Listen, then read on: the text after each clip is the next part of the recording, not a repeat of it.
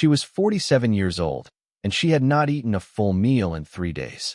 The county had cast her out of the boarding house on a gray October morning, not out of cruelty exactly, but because Mr. Otis Grable, the landlord, could no longer carry a widow who owed him 6 weeks' rent and had nothing left to sell.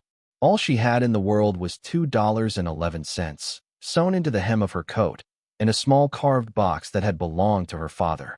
When the notice came from the county clerk that she had inherited a rotting river ferry from an uncle she barely remembered, and that she could claim it only by paying $9 in back taxes before the week was out, she nearly laughed at the cruelty of it.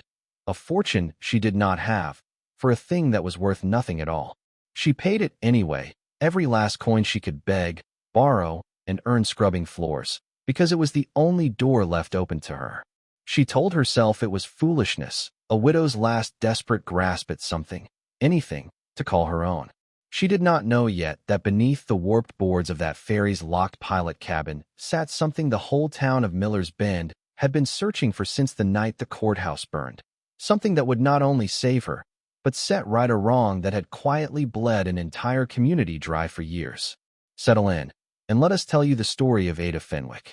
If you are watching this from a place that feels forgotten tonight, a town too small for the map, a house too quiet, a life that others have written off, tell us in the comments where you're watching from. We'd love to know we're not so far apart after all. Ada Fenwick was born in 1841 on the banks of the Missouri River, in a stretch of muddy, cottonwood-lined shore that would one day become the town of Miller's Bend, though in her childhood it was hardly more than a ferry landing and a general store. Her father, Ezra Whitlock, for that was her maiden name, Whitlock, ran the crossing for nearly 30 years, poling and later steam-hauling farmers, preachers, drovers, and their wagons from one bank to the other for a fee of a dime a head and a nickel a wheel. It was not a glamorous trade. It was cold in winter and merciless in summer, and more than once young Ada watched her father wade waist-deep into brown floodwater to free a rope from a snag, while a farmer's whole harvest sat lashed to the deck behind him, trusting a stranger with everything he owned. But Ezra Whitlock kept one rule above all others, and he taught it to his daughter before she was old enough to understand why it mattered. A man's word and a man's debt were the same thing, and both belonged in ink. Every crossing went into his ledger: who rode, what they owed, what they paid, what they still carried on credit until the week came in. He would sit by lamplight each evening, his big weathered hands surprisingly delicate around a steel nib pen, and he would say to her, "Ada, a ledger is not just numbers. It's a promise kept where everyone can see it. The day a man starts hiding his books is the day you stop trusting his handshake." She did not fully understand him then. She would understand him with a terrible clarity 30 years later. Miller's Bend in those early years was little more than a scattering of log and clapboard buildings clinging to the high ground above the flood line, and the ferry landing was, in every meaningful sense, the town's true front door. Preachers crossed there to reach circuit churches upriver. Peddlers crossed there with wagons of tin pots and bolt cloth.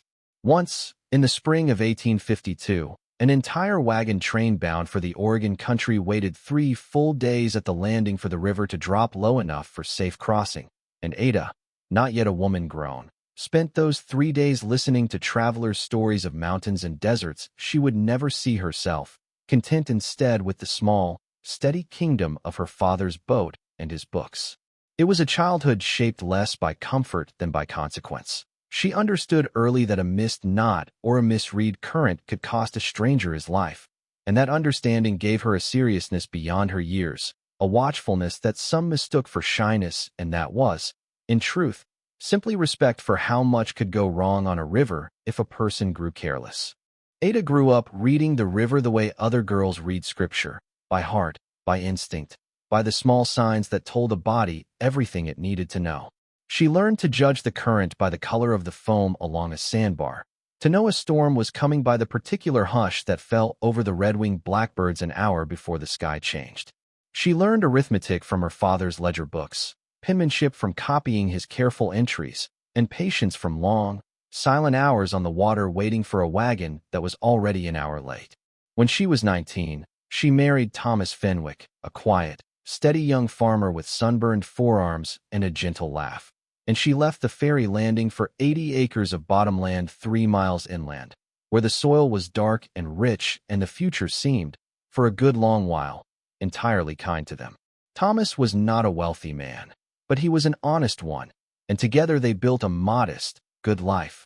A clapboard house with a porch Thomas built himself, 2 dairy cows, a garden Ada tended with the same quiet devotion her father had given his ledger, and, in time, the particular grief of 2 children buried in infancy and the particular joy of a third, a daughter named Mary, who lived and grew and eventually married a schoolteacher and moved west to Kansas, writing home twice a year in a hand. That grew steadily more confident. Miller's Bend itself grew up around them in those years, swelling from a landing and a store into an actual town with a church, a schoolhouse, a dry goods store, and, most significantly, a bank, Crane & Sons Trust, founded in 1871 by a sharp-eyed, soft-spoken man named Silas Crane, who arrived from the East with capital, ambition, and a smile that never quite reached his eyes. Crane understood something the farmers of Miller's Bend did not yet fully grasp, that in a young country, land was the only currency that mattered, and that paper, deeds, mortgages, ledgers, records, was more powerful than any rifle or fist. He loaned money generously in good years and called in debts mercilessly in bad ones, and slowly, steadily, the boundaries of his own holdings crept outward across the county like a shadow lengthening toward evening. Most folks did not think much of it. Banks were meant to hold notes. That was their business. Ada's father, before he died in 1874, had been one of the few who distrusted Crane openly, though he never said precisely why, only that he'd caught the banker once, late at night, going through the county recorder's books like a man looking for something he intended to erase. Ezra Whitlock died of a winter fever not long after, and with him, whatever suspicion he carried went quiet, unspoken, and eventually forgotten, buried, everyone assumed, along with the old man himself. For 18 years, Ada Fenwick's life on the Fenwick farm was, by the humble measure of frontier happiness, a full one. She was known in Miller's Bend as a woman of unusual competence, the one neighbors sent for when a cow was calving badly, when a ledger of accounts needed straightening for the church-building fund, when a dispute over a fence line needed a clear head and a fair witness. She never sought attention for it. She simply did what needed doing, the way her father had taught her, and went home. It was that same quiet competence, that same stubborn insistence on doing right by people who could not always do right by themselves, that would matter more than she could possibly have imagined. Many years later, when a locked cabin on a forgotten boat opened beneath her hands. The fall, when it came, did not arrive all at once. It arrived the way floods arrive on the Missouri, slowly, then all together. In the autumn of 1885, a blight took the corn 2 years running, and the Fenwicks, like most of their neighbors, borrowed against the farm to survive the winter, signing a note with Crane & Sons Trust at what seemed, in the desperation of the moment, a reasonable rate of interest. Thomas took ill the following spring with a fever that the doctor in town could not name and could not break, and by June of 1886 Ada was a widow, alone on 80 acres with a note coming due and a harvest that had failed for the 3rd consecutive year. She wrote to her daughter in Kansas, but Mary and her husband had troubles of their own, a new baby and a schoolteacher's meager salary, and Ada, proud in the particular way of women who had spent their whole lives being the one others leaned on, did not ask for more than she absolutely had to. She went to the bank herself, ledger book in hand, her father's old habit, carried forward, to show Silas Crane exactly what she had paid, what she still owed, and to ask, respectfully, for another season's grace. What happened next was the moment Ada Fenwick would return to, again and again, in the years that followed, turning it over like a stone worn smooth by handling. Silas Crane received her kindly enough, offered her coffee, listened with apparent sympathy, and then informed her, with genuine-sounding regret, that according to the bank's records, the note had already been extended twice, that the principal had grown considerably larger than she believed, and that the county's copy of the original mortgage agreement, along with a great many other land records, had been lost entirely in the courthouse fire of the previous winter. Without those records, he said, spreading his hands in a gesture of helpless honesty, the bank's own books were, regrettably, the only surviving evidence of what she owed. Ada's own copy of the agreement, her only proof, had burned with the rest of her modest keepsakes in a small house fire 2 winters before, a loss she'd grieved at the time as merely sentimental. Now it was catastrophic. She had no paper to fight paper with. Within 4 months, the farm was foreclosed, auctioned at the courthouse steps for a fraction of its worth, and purchased. The crowd noted this with the particular silence of people who suspect something is wrong but cannot prove it, by a holding company that shared an address with Crane and Sons Trust. Ada Fenwick left the only home she had known in 18 years with a trunk, a coat, a small carved box of her father's, and nothing else. She spent the better part of 2 years after that surviving on the charity and odd work Miller's Bend could spare her, taking in washing, keeping accounts for the church, sleeping some weeks in the storeroom above the dry goods store in exchange for sweeping it each morning before the shop opened. She was not the only one. She began to notice, in that hollowed-out, watchful way that poverty teaches a person to notice things, that an unusual number of her neighbors had lost land to the bank in those same years, always for similar reasons: records lost in the fire, debts grown larger than remembered, grace periods that had somehow already expired. Old Henrik Larson lost 40 acres. The widow Pruitt lost her late husband's mill. Each time, Crane expressed the same soft, unimpeachable regret, and each time, the town absorbed the loss the way a field absorbs rain, quietly, without complaint, because there was no proof to be had and no one with the standing or the strength to demand it. Ada absorbed it too, until the letter came.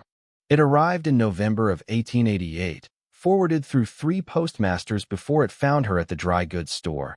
A formal notice from the county clerk informing Mrs. Ada Fenwick, née Whitlock, that she was the sole surviving relative and legal heir of one Ezra Whitlock's younger brother, her great-uncle Caleb Whitlock, who had died childless and largely forgotten upriver in a town called Sabine's Landing.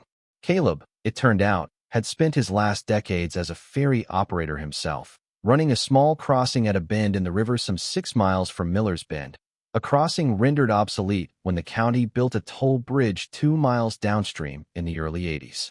The ferry had sat idle and untaxed for years, its operator gone quiet and half forgotten, and now, with his death, the county wanted its due: $9 in back taxes and fees, or the property, such as it was, would revert entirely to the county and be sold for scrap lumber.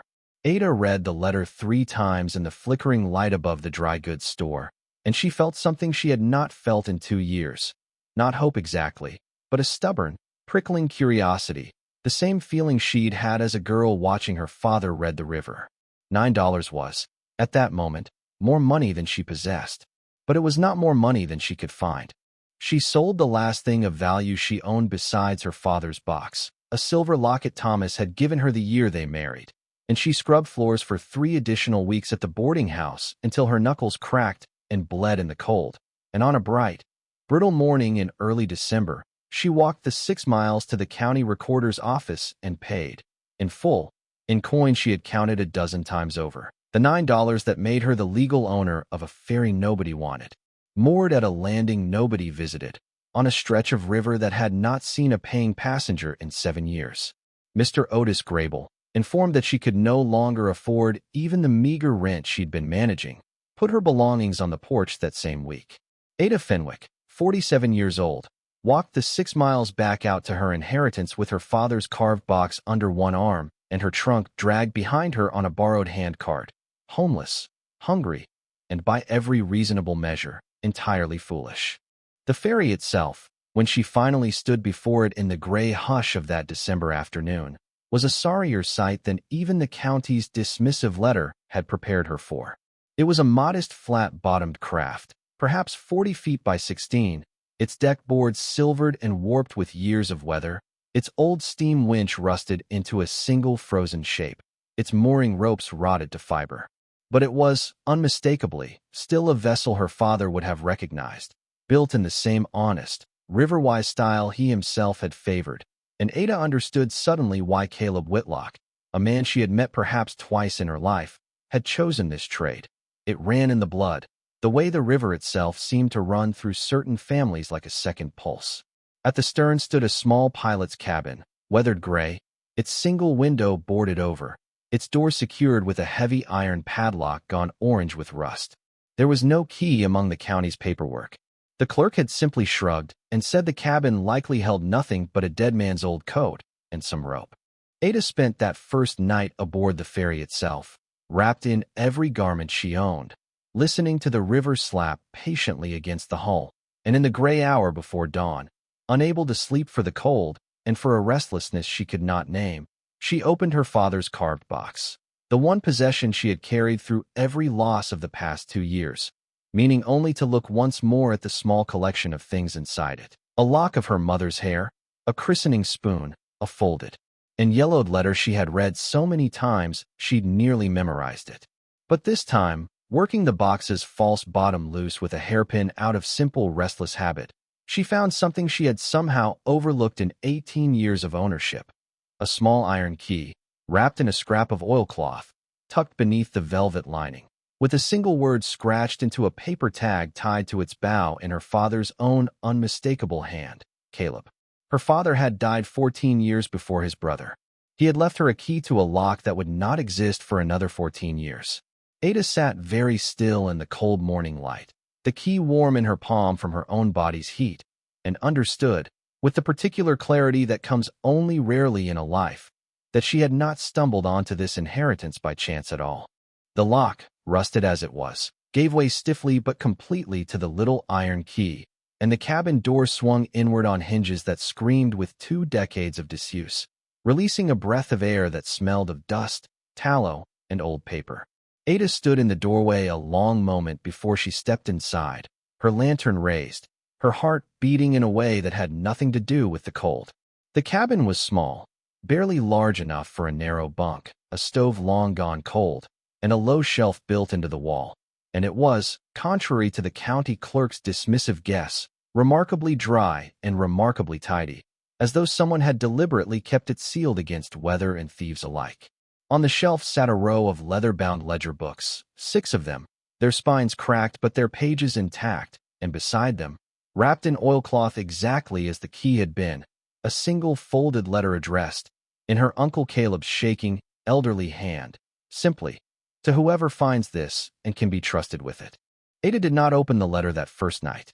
She was too cold, too hungry, too overwhelmed by the strange, vertiginous feeling of a door opening onto something far larger than she had bargained for. She built a small fire in the little stove using driftwood gathered along the bank, ate the last heel of bread in her trunk, and slept, for the first time in weeks, without dreaming of the boarding house porch. It was only the next morning, with gray winter light coming clean through the cabin's one unboarded pane, that she finally broke the seal on her great-uncle's letter and began, slowly, to understand what she had truly inherited. Caleb Whitlock's letter was not long, but it was written with the careful, deliberate hand of a man who understood he might be dying soon and wanted no misunderstanding of his meaning. He wrote that some years before, in the autumn following the great courthouse fire in Miller's Bend, a frightened young clerk named Josiah Teal had come to him in the dead of night, having rowed 6 miles upriver in a borrowed skiff. Carrying a locked strongbox, he begged Caleb to hide. Teal had worked under the county recorder and had grown increasingly uneasy, in the months before the fire, watching Silas Crane visit the recorder's office late at night, always alone, always leaving with certain volumes tucked beneath his coat.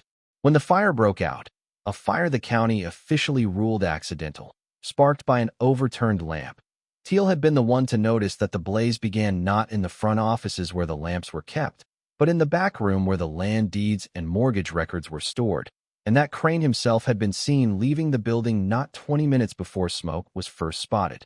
Terrified of a man with Crane's money and reach, and unable to prove what he suspected, Teal had done the only thing his conscience would allow.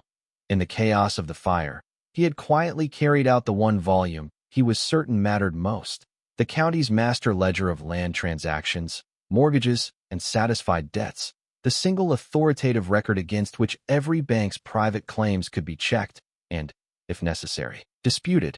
He gave it to Caleb, the one man in the county he trusted absolutely and who was, by then, obscure and forgotten enough that no one would think to look for it in his keeping. Teal left Miller's Bend for good within the month, afraid for his life, and Caleb Whitlock, an old ferryman with no family nearby, and no reason to draw Silas Crane's attention, had simply locked the ledger away in his cabin and told no one. Waiting, he wrote, for someone he could trust to find it, someone with the sense to know what it was worth and the character to use it rightly. Ada opened the ledger books on the shelf with trembling hands, and there, in the careful copperplate of some long-departed county clerk, was the truth of 18 years of Miller's Bend's history laid out in orderly columns. Every mortgage recorded, every payment logged, every debt satisfied. She found her own family's entry within the hour, her heart hammering as she traced the line with one finger. The original loan Thomas had taken against their farm, and beside it, in the same official hand, a notation dated 11 months before the foreclosure. Balance paid in full. Her husband, it seemed, cautious man that he was, had made one final payment that winter that Ada had never known about, using savings he'd kept quiet to spare her worry during his illness. A payment recorded faithfully by the county, and then conveniently, catastrophically, lost, along with the fire that erased the only proof of it. The farm had never been rightfully owed to Crane and Sons Trust at all. It had been stolen, in plain sight, from a grieving widow who had no paper left to fight with. And her family, Ada now understood with a slow, cold horror, was only one entry among dozens. She spent the following days doing what her father had trained her to do since childhood, reading a ledger the way other people read a face, cross-referencing names, dates, and figures until the pattern revealed itself with undeniable clarity. Henrik Larsson's 40 acres, satisfied in full 8 months before his foreclosure. The widow Pruitt's mill, paid off entirely 2 years before Crane claimed otherwise. 6 other families besides her own, their debts quietly settled, and then quietly erased from a record everyone believed had burned to ash. Their land absorbed into Crane's growing empire while the town looked on, helpless, believing the loss was simply hard luck and honest banking. Ada Fenwick sat alone in that small cabin, the winter wind rattling the boarded window, and felt something rise in her that was larger than grief and steadier than anger, something closer to purpose, the particular clean fire of a woman who has finally been handed the one thing she was denied for 2 years, proof. She did not act rashly. She understood, with the same instinct that had once told her a storm was coming from the hush of the blackbirds, that a woman alone, recently homeless, claiming to hold evidence against the most powerful man in the county, would be dismissed, or worse, before she ever reached a judge. So she moved carefully. She spent the last of her strength and what little money remained repairing the ferry's winch enough to make the crossing operable again, reasoning correctly that a working ferry, cheaper and faster than the toll bridge 2 miles down, would draw curious traffic and, with it, witnesses and allies who had no love for Crane's bridge tolls. Within 3 weeks, word had spread up and down the river that the old Whitlock ferry was running again, pulled and winched across by a widow everyone in Miller's Bend remembered as Ezra Whitlock's steady, capable daughter, and farmers who resented paying Crane's bridge toll began, quietly at first, to bring their wagons to her landing instead. It did not take long for Silas Crane to notice. He arrived at the landing himself one raw January morning, immaculate in a gray wool coat entirely unsuited to riverbank mud, and offered Ada, with his familiar unhurried warmth, $40 for the ferry, the cabin, and its contents, sight unseen. A sum so far beyond the vessel's apparent worth that a more frightened or more desperate woman might have taken it without question and vanished gratefully from his notice forever. Ada thanked him and declined, watching his smile hold perfectly steady even as something behind his eyes went suddenly, unmistakably still.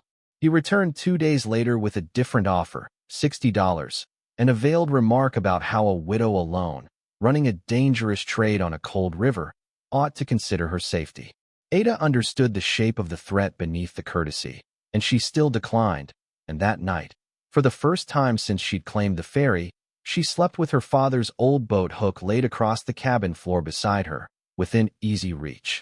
In the days between Crane's second offer and whatever he intended next, Ada noticed small, unsettling things that she might once have dismissed as coincidence.